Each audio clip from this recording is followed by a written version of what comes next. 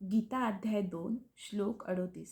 सुख दुःखे समे कृत्वा लाभालाभौ जयाजयो तथा युद्धाय युज्यस्व नैव पापम वाप्स्यसि.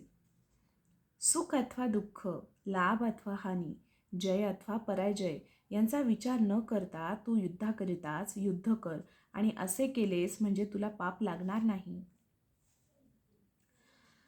भगवान श्रीकृष्ण आता अर्जुनाला सरळ प्रत्यक्ष रीतीने सांगत आहेत की त्यांची युद्धाची इच्छा आहे, म्हणून अर्जुनाने युद्धाकरिताच युद्ध करावे. श्रीकृष्ण भावनेने केलेल्या कर्मात सुख अथवा दुःख, लाभ अथवा हानी, जय अथवा पराजय यांचा विचार करावयाचा नसतो. भगवंताकरिता केलेली प्रत्येक गोष्ट ही अलौकिक भावनेने केलेली असते, म्हणून भौतिक कर्माची काही प्रतिक्रिया होत नाही.